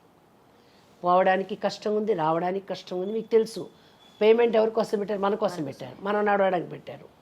మీరేం చేస్తారు? వెంటనే ఒక లెటర్ రాశారు స్థానిక మున్సిపాలిటీ అధికారులకి, అయ్యా ఈ పేమెంట్ అంతా కూడా ఆక్యుపై అయిపోయింది, ఇక్కడ అందరూ కూడా బండ్లు పెట్టారు, దీన్ని ఇచ్చేయించడం మాకు చాలా కష్టం అవుతుంది, ఉద్యోగానికి వెళ్ళాలన్నా రావాలన్నా అని చెప్పి మీరు రాశారు. రాసిన తర్వాత వాళ్ళు పట్టించుకోవాలి. వెంటనే మీరు ఎన్హెచ్ఆర్సీకి వచ్చారు. Now you became as a human rights defender. Okay, మిమ్మల్ని హెచ్ఆర్డి అంటారు. జరిగింది వెంటనే మీరు ఆ ఇన్ఫర్మేషను ఫలానా దగ్గర ఇసుక బట్టీలో వాళ్ళని పిల్లల్ని పెట్టి పనిచేస్తున్నారు, బాండెడ్ లేబర్గా కొంతమంది ఉన్నారు, పిల్లలు శ్రామికులుగా పనిచేస్తున్నారు, ఇక్కడ ఆడవాళ్ళని ఎత్తుకుపోయారు, ఒక అమ్మాయి మీద హత్య జరిగింది, ఒక అమ్మాయి ఆత్మహత్య చేసుకుంది, ఒక అమ్మాయి కిడ్నాప్ చేయబడింది, పోలీసులు ఇక్కడ సరిగ్గా స్పందించలేదు, ప్రిజన్లో ఈ విధంగా అత్యాచారాలు జరుగుతున్నాయి, ముసలి వాళ్ళ మీద అఘాయిత్యం జరిగింది, వాళ్ళని ఏమిటి తిండి పెట్టడం లేదు, కుటుంబ సభ్యులు పట్టించుకోవడం లేదు. ఇవన్నీ పట్టుకొని మీరు ఎవరెవరైతే స్పందించి ఎన్హెచ్ఆర్సీకి రాస్తారో వాళ్ళని హ్యూమన్ రైట్స్ డిఫెండర్స్ అంటారు.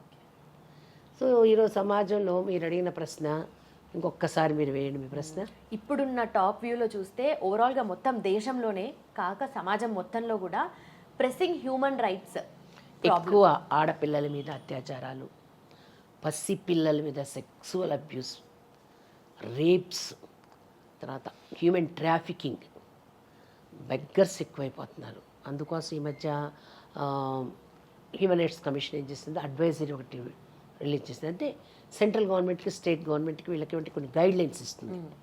బెగ్గర్స్ ఉన్నారు, వాళ్ళు పలానా దగ్గర వాళ్ళ షెల్టర్ హోమ్స్ ఉండాలి, వాళ్ళకి హెల్త్ కార్డ్స్ ఉండాలి, వాళ్ళకి భోజనం ఉండాలి, వాళ్ళకి ప్రాథమికమైనటువంటి జీవితం అంతా అందించాలని చెప్పేసి గైడ్లైన్స్ ఇచ్చారు. ఎల్జీబీటీక్యూ ట్రాన్స్జెండర్స్ ఉన్నారు, వాళ్ళకి ఉద్యోగాలు ఇవ్వాలి, వాళ్ళకి ఎక్కడ యూనివర్సిటీలో కానీ కాలేజెస్లో కానీ సీట్లు ఇవ్వాలి, వాళ్ళకి హెల్త్ కార్డులు ఉండాలి, వాళ్ళకి గుర్తింపు కార్డులు ఉండాలి, వాళ్ళకి ఫ్రీ వెళ్ళేదానికి రావడానికి ట్రాన్స్పోర్ట్ ఉండాలి. ఇలాంటివి ఇచ్చాం గైడ్లైన్స్.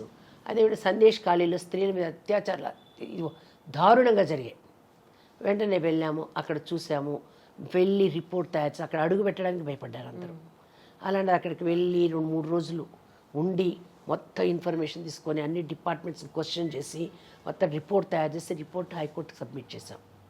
అదేవిధంగా మా దగ్గరకు వచ్చే రిపోర్ట్స్ అన్నింటినీ కూడా మేమేం చేస్తాం, దాని మీద రికమెండేషన్స్, స్పాట్ విజిట్స్ చేస్తాము. స్పాట్ విజిట్స్లో నేను చూశానమ్మా, నువ్వు అడిగిన చాలా మంచి క్వశ్చన్. ట్రైబల్ హాస్టల్స్కి 49 హాస్టల్స్కి వెళ్ళాను నేను.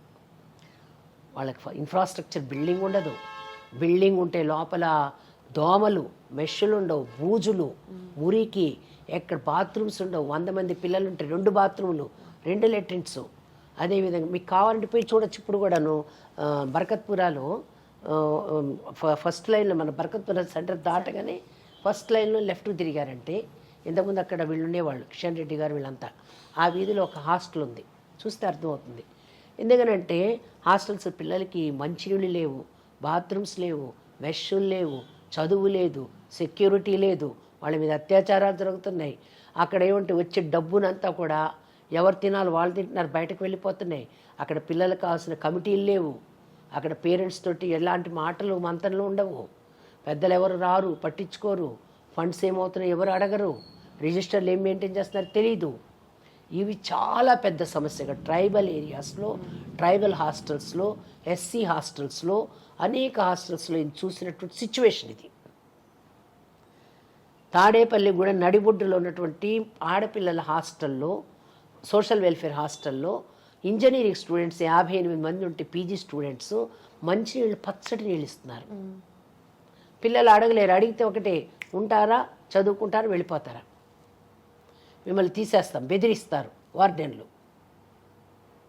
బయట నుంచి నీళ్ళు తెచ్చుకుంటే సభ్య సమాజానికి తెలిసిపోద్దని భయం. ఒక్కొక్క చిన్న చిన్న రూమ్లో ఒక్క మనిషి హాయిగా ఉండగలిగిన రూమ్లో 5-6 మంది అమ్మాయిలు బతుకుతున్నారు. 58 మంది అమ్మాయిలకు 4 బాత్రూములు. అందులో పీరియడ్స్ వచ్చిన వాళ్ళు ఎప్పుడు వెళ్ళాలి, ఉదయం కాలేజీకి వెళ్ళాల్సిన అమ్మాయిలు ఎన్ని గంటలకు రావాలి, 58 మంది 4 బాత్రూములు ఎంతసేపు వాడాలి, ఎట్లా వాడాలి? కాబట్టి బాలల హక్కులతో పాటు ఎడ్యుకేషన్, దీంట్లో పిల్లలకి కావాల్సిన రైట్స్ అన్నీ ఉన్నాయి. ఒట్టి చదువు మాత్రమే కదా, అనేక రైట్స్ ఉన్నాయి. ఈ రైట్స్ అన్నీ కూడా అడగవలసిన సభ్య సమాజం నిద్రపోతుందని నాకు అనిపించింది. ప్రభుత్వాధికారుల దగ్గర అలక్ష్యం అనండి, డిపార్ట్మెంట్స్లో పని జరగకుండా ఉండడం కానివ్వండి, సమాజంలో జరిగే అనేక రకాలైనటువంటి పరిస్థితులకు కానివ్వండి, మన హక్కులు మనకు తెలియకపోవడం పెద్ద అపరాధం అని నేను అనుకుంటున్నాను. హ్యూమన్ రైట్స్ వైలేషన్ అంటాం కానీ అసలు ఫస్ట్ ఆఫ్ ఆల్ మన రైట్స్ ఏందో తెలిస్తేనే అది వైలేట్ అయ్యాయో లేదో మనకు తెలియాల్సింది. అలాగే ma'am, NHRC roles and responsibility ఏముంటుంది అండ్ వర్క్ ప్రొసీజర్ ఎలా ఉంటుంది? యాక్చువల్ అమ్మ అనేక సబ్జెక్ట్స్ మేము డీల్ చేస్తామని చెప్పాను కదా. Rights of women, rights of elder persons, rights of beggars, అదేవిధంగా క్లైమేట్ చేంజ్ ఎందుకు అవుతుంది ఒకటి, ఎన్విరాన్మెంట్ మీద, ఫిషర్మెన్ జీవితం మీద, ఇలా తర్వాత డిజేబుల్డ్ పర్సన్స్ గురించి, విడోస్ గురించి, వీళ్ళందరి రైట్స్ మీద మేమేంటి పనిచేసే దానికోసంగా కోర్ గ్రూప్స్ అని ఉంటాయి మాకు. పెద్ద పెద్ద నిష్ణాతులైనటువంటి మేధావులు, ఆ సబ్జెక్టులో పనిచేసినటువంటి వాళ్ళు, ఇలాంటి వాళ్ళని పిలిపించి ఫుడ్ సెక్యూరిటీ ఇలాంటి ఇష్యూస్ మీద ఎవరైతే నిష్ణాతులైన వాళ్ళని గ్రూప్ మెంబర్స్గా తీసుకొని, అదేవిధంగా కన్సర్న్డ్ మినిస్ట్రీకి సంబంధించినటువంటి అధికారులని వాళ్ళని పిలిపించి ఈ కోర్ గ్రూప్ చర్చ జరుగుతుంది. జరిగినప్పుడు మేమేం చేస్తామంటే రికమెండేషన్స్ అన్నీ రాసుకుంటాం. మేము అడుగుతాము, వాళ్ళు చెప్తారు.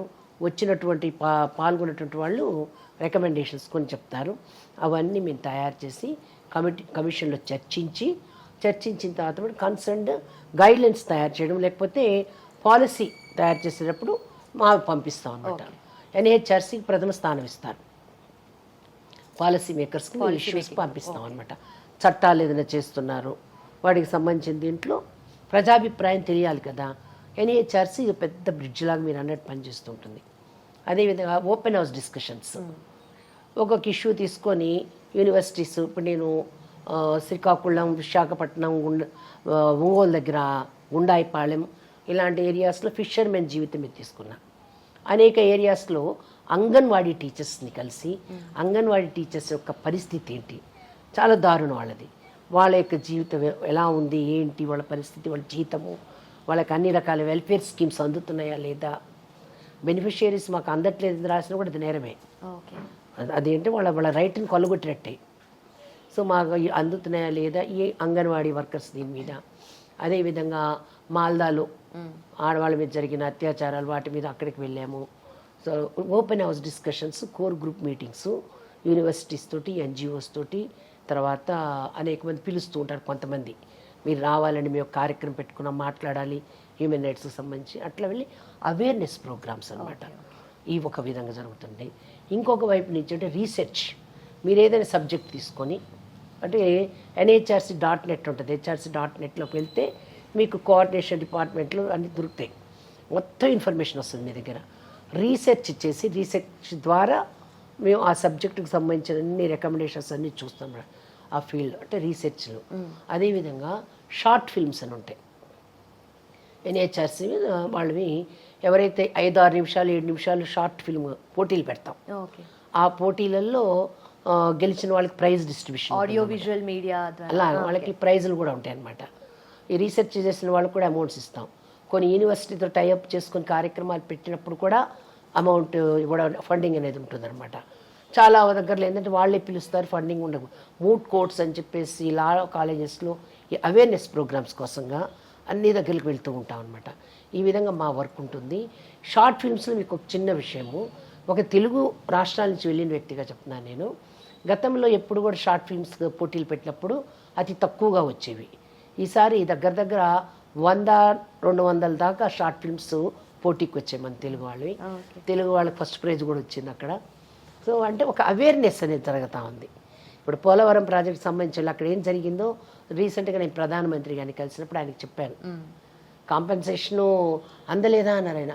అందిన ఇల్లు కట్టించారు, దానికి ప్లాస్టరింగ్ లేదు, మంచినీళ్ళు లేవు, వాటర్ వాళ్ళకి ఎలక్ట్రిసిటీ లేదు, రోడ్లు లేవు, స్కూల్స్ లేవు, మెడికల్ ఫెసిలిటీ లేదు, ఎక్కడికి పోవాలని 15 కిలోమీటర్లు నడవాలి, అడవుల్లో అడవి బిడ్డలుగా అందిన పండు అందిన కాయో తీసుకొని హాయిగా జీవిస్తున్న వాళ్ళు నిరాశ్రయులుగానే బతుకుతున్నారు ఈరోజు. ఆఖరి వాళ్ళ క్వశ్చన్ అడుగుతున్నారు, మేము ఈ దేశ బిడ్డలమా కాదా అని. పోలవరం ప్రాజెక్టు కోసం ఆ స్థలాలు ఇచ్చింది జనరేషన్స్ నుంచి జీవించినటువంటి వాళ్ళు ఈరోజు మన కోసం ఇచ్చి వాళ్ళు బాధల్లో పడ్డారు. విషయాన్ని ప్రధానమంత్రి గారికి వచ్చిన వారికి కూడా చెప్పడం జరిగింది. అట్లా జరుగుతున్న అంశాలన్నింటినీ కూడా అవేర్నెస్ ప్రోగ్రామ్స్ ద్వారా, ఆర్టికల్స్ ద్వారా, మీడియా కూడా ఉంది మాకు, మీడియా ద్వారా, పబ్లికేషన్స్ ద్వారా మేము సమాజంలోకి పంపిస్తూ ఉంటాము. సో హెచ్ఆర్డీస్ని ప్రోత్సహిస్తూ ఉంటాము. మా అంతటి మేము పేపర్లు చూసి ఇన్ఫర్మేషన్ తీసుకుంటూ ఉంటాము. ఎన్హెచ్ఆర్సీకి వెళ్ళిన తర్వాత నాకు అర్థమైంది, అబ్బా మనకి ఫండమెంటల్ రైట్స్ ఇన్ని ఉన్నాయి, ఫండమెంటల్ రైట్స్ ఉన్నాయి, చట్టాలు ఉన్నాయి. తర్వాత డైరెక్ట్గా వచ్చేదానికోసంగా గవర్నమెంట్ అధికారులు పనిచేయకపోతే అడిగేదానికోసంగా ఈ ఎన్హెచ్ఆర్సీ ఉంది, స్టేట్ లెవెల్ ఎస్హెచ్ఆర్సీ ఉంది. అదే మనకు తెలియలేదే, ఎంత సమయాన్ని వృధా చేసుకున్నాం అని చెప్పి అనిపించింది. చాలా ఇది వింటే కాకుండా ప్రపంచ దేశాలు కూడా వెళ్తూ ఉంటాం. న్యూయార్క్కి వెళ్ళొచ్చాను ఎల్డర్లీ పర్సన్స్ యొక్క జీవితం మీద, అదే విమెన్ విడోస్ జీవితం మీద ఇక్కడికి వెళ్ళొచ్చాను. అక్కడికి మన నేపాల్కి వెళ్ళొచ్చాను, ఖతార్కి వెళ్ళొచ్చాను, వేరే అంటే అక్కడ గ్యానరీ దీని మీద వెళ్ళొచ్చాం అనమాట. ఇట్లా వివిధ దేశాల వాళ్ళు వస్తారు, ఇక్కడ మన మానవ హక్కులు ఎలా ఉన్నాయి వాళ్ళు ప్రశ్నిస్తారు, మనం ఎలా పనిచేస్తున్నామో అడుగుతారు, వాళ్ళ దేశం గురించి మనోడికి వాళ్ళు చెప్తారు. ఈ విధంగా డెలిగేట్స్ రావడం పోవడము, విదేశాల వాళ్ళు ఇక్కడ మీటింగ్లు పెట్టడం, వాళ్ళని పిలిచి మనం పెడతాం, అక్కడికి వెళ్ళి మనం చేస్తాము. పైపెచ్చు ఎన్హెచ్ఆర్సీ యొక్క మోటో ఏమిటంటే సర్వే భవంతు సుఖినః. సర్వే భవంతు సుఖినః ఎన్హెచ్ఆర్సీ యొక్క మోటో ప్రతి ఒక్కళ్ళు సుఖంగా ఉండాలి, ఎవరికి కష్టం రావద్దు. కాబట్టి ప్రధానంగా మన హక్కులేంటి మనం తెలుసుకోవాలి, మన చట్టాలు ఏంటి మనం తెలుసుకోవాలి, ఏ ఫీల్డ్స్లో మనం వెళ్ళి మనం అడగచ్చు, ఎక్కడి నుంచి మనం రిలీఫ్ పొందాలి తెలుసుకోవాలి. మీరు చెప్పండి, ఒక 2 ఉదాహరణలు చిన్నవి చెప్తాను. ఒక అమ్మాయికి తండ్రి చనిపోయాడు, 15 ఏళ్ళు అయింది, పెన్షన్ అందల, ఆ అమ్మాయి అవివాహిత, కోర్టుకి వెళ్తే ఎప్పుడు వస్తుందో తెలియదు, డిపార్ట్మెంట్ చుట్టూ తిరుగుతుంది, అందట్లేదు. మన దగ్గరకు వచ్చింది, ఎన్హెచ్ఆర్సీ దగ్గరకు వచ్చింది, ఆగస్టు 16 మన దగ్గరకు వచ్చింది. సెప్టెంబర్ దాటి అక్టోబర్ 1 నుంచి 18,000 అమ్మాయికి పెన్షన్ వస్తుంది. ఈ 15 సంవత్సరాల నుంచి రావాల్సిన అరియర్స్ వచ్చింది. అదేవిధంగా కదిర్లో ఒక అబ్బాయి 24 లక్షలు కోవిడ్ టైంలో భోజనాల కోసంగా ఖర్చు పెట్టి గవర్నమెంట్లో ఉన్నటువంటి హాస్పిటల్స్లో వాళ్ళందరికీ భోజనం సప్లై చేశాడు, కోవిడ్ పేషెంట్స్కి సప్లై చేశాడు. అతనికి 24 లక్షలు రావాల్సి ఉంటే ఒక్క పైసా రాలా. నేను వెళ్ళిన తర్వాత మంగళవారం కంప్లైంట్ వచ్చింది, శుక్రవారం అర్లీ మార్నింగ్ అబ్బాయి ఫోన్ చేసి నిన్ననే నాకు డబ్బంతా డిపాజిట్ అయిందని చెప్పాడు. కాలేజెస్ హాస్టల్స్కి నేను వెళ్ళొచ్చాను, అమ్మ మీకు పుణ్యము, మాకు హాయిగా మంచి భోజనం పెడుతున్నారు, మాకు ఇప్పుడు శుభ్రత ఉంది, కొంచెం మార్పు ఉంది. ఎందుకంటే ఎందుకు వచ్చింది ఆ మార్పు అని అంటే ఫైనల్గా చెప్పేది, కింది స్థాయి ఉద్యోగుల్లో ఒక చలనం మొదలవుద్ది. నేను ఇట్లా భయపడి రేపు నా ఉద్యోగానికి ఏమొస్తుందేమో ముప్పు, అంతకన్నా పైన ఆయన బాబోయ్ నేను ఎందుకు పట్టించుకోలేదు, నాకు వచ్చింది తాకిందేమో, అంతకన్నా పైవాడు నన్ను ఫండ్స్ ఏం చేస్తాను అడుగుతారేమో, ఆ పైన అతను నేను ఫండ్స్ తెచ్చాను ఏమైనా నేను తిన్నానంటారేమో. కాబట్టి సమాజంలో ఎన్హెచ్ఆర్సీ గురించి ఒక అవేర్నెస్ విస్తృతంగా రావాలి. సమాజంలో కొంచెం మార్పు వస్తుంది. ఎక్కడికి వెళ్తే అక్కడ స్థానిక అధికారులు వచ్చి కలుస్తారు. పాపం నిన్న వెళ్ళాను నేను మత్స్యబలారంలో, స్థానికంగా ఉన్నటువంటి జాయింట్ కలెక్టర్ వచ్చారు, మన శ్మశాన భూమిని గురించి మాట్లాడడం కోసం, డంప్ యార్డ్ తీసేయడం కోసం.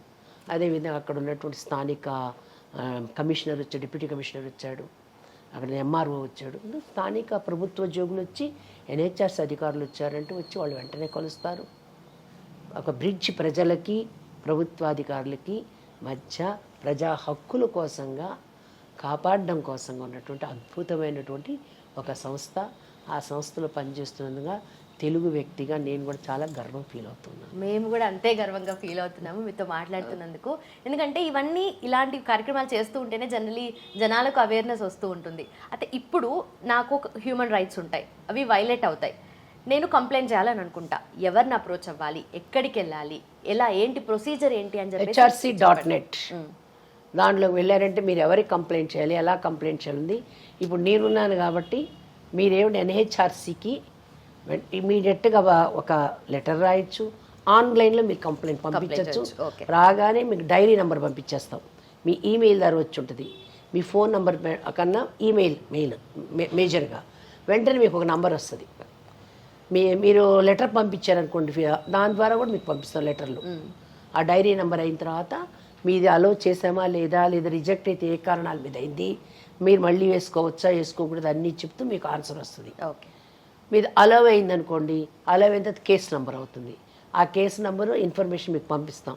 యాక్షన్ టేకెన్ రిపోర్ట్ కోసం పంపించాము, ఇన్వెస్టిగేషన్ కోసం పంపించాము, లేదా మేమే స్పాట్ విజిట్కి వస్తుంది అన్నమాట. Okay okay. అట్లాగే మీరు ఇన్ని కంప్లైంట్స్ చూస్తుంటారు కదమ్మా, అంటే ఇన్ని కేసెస్ డీల్ చేస్తూ ఉంటారు కదా, అంటే అవి అవును NHRC అంటే మాకు ఆ పవర్స్ ఉన్నాయి, మాకు ఆ ఫంక్షన్ చేయాలి కాబట్టి చేస్తున్నారు, బట్ ఎమోషనల్గా కూడా మీరు అంతే ఎఫెక్ట్ అవుతూ ఉంటారు కదా, దాన్ని ఎట్లా డీల్ చేసుకుంటారు? అండ్ కొన్ని సందర్భాల్లో మీకు థ్రెట్స్ కూడా వస్తూ ఉంటాయి కదా, దాన్ని ఎలా డీల్ చేస్తారు? సరే, ఇప్పటివరకు నాకైతే ఏం రాలేదు. ఫస్ట్ ఆఫ్ ఆల్ నేను వెళ్ళినప్పుడు వచ్చిన మొట్టమొదటి కేసు, ఒక అమ్మాయిని ఒక అబ్బాయి ప్రేమించి పెళ్లి చేసుకుని చెప్పకుండా చేయకుండా తీసుకొని వెళ్ళిపోయి మాల్దాకి తీసుకెళ్ళి మాల్దాలో వదిలి అక్కడ అమ్మాయిని అమ్మే ప్రయత్నం చేశాడు. అమ్మాయి తప్పించుకొని పారిపోయి తిరిగి వచ్చిన తర్వాత అమ్మాయి మా దగ్గరికి రావడం జరిగింది. NHRCలో వచ్చిన వాళ్ళకి కింద ఉండడము లేదా అప్లికేషన్ పంపించడం జరుగుతుంది. నేను ఫస్ట్ టైం ఆ అమ్మాయిని పిలిపించి ఒక మెంబర్ ఛాంబర్లో పిలిపించి కూర్చోబెట్టి టీ ఇచ్చి ఆ అమ్మాయి కష్టం తెలుసుకొని మొత్తం ఆ అమ్మాయి కేసు ఆ అబ్బాయిని పట్టుకోవడం, అరెస్ట్ చేయడము, ఆ అమ్మాయి ద్వారా ఇంకొక 3 అమ్మాయిలు ఇడిపించడము, ఇవన్నీ జరిగాయి. అది చాలా సంతోషం అనిపించిందమ్మా. అలాగే ఎక్కడెక్కడ ఇప్పుడు ఇసుక మన ఇవంటే ఇటుక బట్టీల్లో పనిచేసిన ఎంతమంది పిల్లల్ని విడిపించాం, బాండెడ్ లేబర్ని విడిపించాం. అదేవిధంగా మరొక వైపు నుంచి ఒకటి ఎమోషనల్గా భలే ఆనందం అనిపిస్తుంది అనమాట. ఒక పాప ఒక తండ్రికి ఒక్కటే కూతురు తప్పిపోయింది రాజస్థాన్లో. వెంటనే మీ వెంటనే ర్యాపిడ్ యాక్షన్ ఉంటుందన్నమాట. ఇమీడియట్గా స్పందించి మా ఇన్వెస్టిగేషన్ డిపార్ట్మెంట్ నేను సుమోటోగా పంపించాను. వెంటనే వాళ్ళు ఇన్వెస్టిగేషన్ వాళ్ళు ర్యాపిడ్ యాక్షన్ కోసం పంపించారు. వితిన్ 3 డేస్లో దొరకదనుకున్న పాప ఒక 2-3 గంటలు లేట్ అయితే పక్క దేశాలకి పంపించేయబడే పాప, 8 ఏళ్ల పాప, ఆ పాపని సేవ్ చేశారన్నమాట. స్కావెంజర్స్ చాలామంది మురికి కాలువలు దిగి పనిచేస్తూ ఉంటారు, అది చేయడానికి లేదు. రోబోట్స్ కొన్ని యంత్రాలు పెట్టి వాటి ద్వారా తీయాలి. అటువంటి విషయాలు చనిపోయిన వెంటనే వాళ్ళకి కాంపెన్సేషన్ ఇప్పించడం వేరే, ఎక్కడెక్కడ తెలుస్తుంది ఇమ్మీడియట్గా దిగి వాళ్ళకి కావాల్సిన పరికరాలను నింపించే ప్రయత్నం చేసాం. అది చాలా దగ్గర సక్సెస్ అయ్యాము మేము. చాలా హాస్టల్స్లో సక్సెస్ అయ్యాము. అదేవిధంగా ప్రిజన్లో కొంతమందిని వాళ్ళ సెంటెన్స్ పీరియడ్ అయిపోయినా కూడా పాపం వాళ్ళని విడుదల చేయకుండా అట్లాగే ఉంచారు. నెల్లూరు జిల్లా జైల్లో వెళ్ళడము, చూడడము, వెంటనే కన్సర్న్ డిపార్ట్మెంట్స్కి రాయడము, దాని మీద ఫలితం ఏర్పడి వాళ్ళు రిలీజ్ కావడం జరిగింది. ఇలాంటివన్నీ జరుగుతుంది. ఇవన్నీ చాలా సంతోషాన్ని కలిగిస్తుంది. మీరు అడిగిన ప్రశ్న అదే కదా.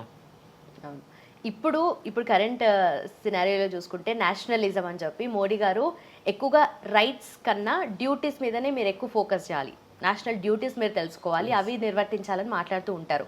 ఇక్కడ తెలియకుండానే మన హ్యూమన్ రైట్స్ వైలేషన్స్ జరుగుతూ ఉన్నాయి కదా, దీన్ని ఒక సిటిజన్ ఎలా తీసుకోవాలి? అసలు ఒక సిటిజన్ ఎలా తయారయ్యాడంటే, తనకి తన వాళ్ళకి దెబ్బ తగిలితే, తన ఆస్తికి తన ఇంటికి కష్టం వస్తే, తన ఒంటికి తన మెడికల్ బిల్లు కష్టం వస్తే మాత్రమే స్పందిస్తున్నట్టు తయారవుతున్నాం.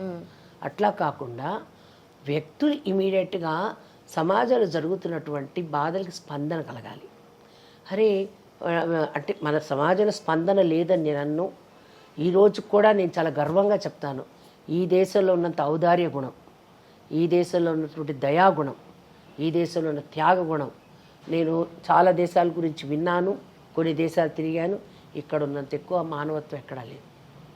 అయినా కూడా జరుగుతున్నటువంటి అంశాలను చూసి స్పందించాలి. ఇందాక చెప్పాను కదా హ్యూమన్ రైట్స్ డిఫెండర్స్ అంటారని. ఇమ్మీడియట్గా ఆ విషయం గురించి కన్సర్న్ డిపార్ట్మెంట్కి రాయాలి. అది రోడ్డు కావచ్చు, చెత్త కావచ్చు, వాటర్కి సంబంధించి కావచ్చు, కరెంటుకు తీసేస్తున్నాను కరెంటుకి సంబంధించి కావచ్చు, స్కావెంజర్స్కి సంబంధించి కావచ్చు, బెగ్గర్స్ది కావచ్చు, విడోస్ది కావచ్చు, అమ్మాయిలది కావచ్చు, పసిపిల్లలు కావచ్చు, కాలేజీ కావచ్చు, జువెనైల్ హోమ్ కావచ్చు, ఏదైనా కావచ్చు. స్పందించాలి, స్పందించే గుణం ఉండాలి. ఫస్ట్ ఆఫ్ ఆల్ ఈ బాధ నా బాధ అనుకోగలగాలి. ఇమీడియట్ చదివి ఉండాలి, చట్టాలు చదవాలి, హక్కులు చదవాలి. మోదీ గారు చెప్పినట్టు రెస్పాన్సిబిలిటీ అన్నారు చూసారా, హక్కులు తెలిసిన వాడికి రెస్పాన్సిబిలిటీ కూడా తెలుస్తుంది.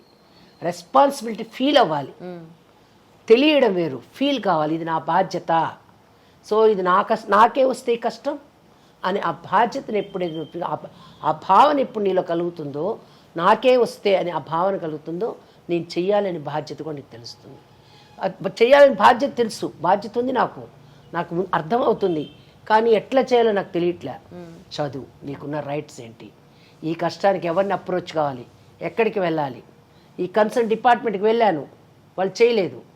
తర్వాత ఏముంది, నేను చదువుకొని ఉంటే, నేను వినుంటే ఎన్హెచ్ఆర్సీ ఉంది, ఎస్హెచ్ఆర్సీ ఉంది, నేను రాస్తాను. ₹1 ఖర్చు పెట్టక్కర్లే. ఒక పోస్టల్ మీరు రిజిస్టర్ పోస్ట్ చేస్తే ఖర్చు పెడతారేమో, ఆన్లైన్లో అయితే అది కూడా లేదు ఖర్చు. కాబట్టి అప్రోచ్ కావాలి, రెస్పాన్సిబిలిటీ తెలుసుకో ఉండాలంటే దాని అర్థం అది. చెరువు ఎండిపోయింది అంటే కుదరదు. ఎందుకు ఎండిపోయింది, ఆడ నీళ్ళు రావట్లేదు, నీళ్ళ అన్నీ కూడా కట్ చేసి పెట్టేశారు, డైవర్ట్ చేసి పెట్టేశారు, డ్రైనేజీ వాటర్లో కలిపేశారు. అందువల్లనే వర్షపు నీరు చెరువుల్లోకి రావట్లేదు, చెరువులు కబ్జా అయినాయి, చుట్టుపక్కల అంతా కట్టేశారు. అసలు ఎట్లా పర్మిషన్ ఇచ్చారు, ఎవరు పర్మిషన్ ఇచ్చారు, ఎట్ట కడతారు, క్వశ్చన్ చేయడం నేర్చుకోవాలి. అది నీ రెస్పాన్సిబిలిటీ. ప్రభుత్వ పరంగా జరగాల్సిన పనిని ప్రశ్నించడం ఎంత అవసరం ఉందో, అదేవిధంగా ఒక ప్రజా వ్యక్తిగా, ఒక పౌరుడిగా నువ్వు చేయాల్సిన పనిని చేసినప్పుడే నీ బాధ్యత నువ్వు గుర్తిరిగినట్టు. థ్యాంక్స్ అమ్మా, thank you so much. Daily బేసిస్లో చాలా ప్రోగ్రామ్స్ చేస్తూ ఉంటాం, కానీ ఇలాంటి ప్రోగ్రామ్స్ చేసినప్పుడు, ఇలాంటి అవేర్నెస్ రిలేటెడ్గా చేసినప్పుడు ఆ సాటిస్ఫాక్షన్ వేరే లెవెల్లో ఉంటుంది. అండ్ మీతో మాట్లాడడం చాలా హ్యాపీగా ఉంది. థ్యాంక్ యూ సో మచ్ అమ్మా. థ్యాంక్ యూ మా, ధన్యవాద్. నిజంగా ప్రస్తుతం ఉన్నటువంటి సమాజం దేనికి ప్రయారిటీ ఇస్తుంది? ఆర్థిక సంబంధాల చుట్టూ మాత్రమే తిరుగుతోంది. మళ్ళీ ఎన్నికలంగానే చాలా విరక్తి కలుగుతాను. మంచి అనిపిస్తుంది కదా, లేడీస్ కూడా ఛాలెంజింగ్ జాబ్స్ చేసినప్పుడు చాలా బాగుంటది. ట్రాఫిక్ అసిస్టెంట్స్ గా నియమించిన ట్రాన్స్జెండర్స్ అందరితో సాల్యూట్ చేయించుకుంటున్నారు. ఫుడ్ డెలివరీ ఇవ్వటానికి వెళ్ళినటువంటి డెలివరీ బాయ్ అనిల్ పై కళ్ళ ముందు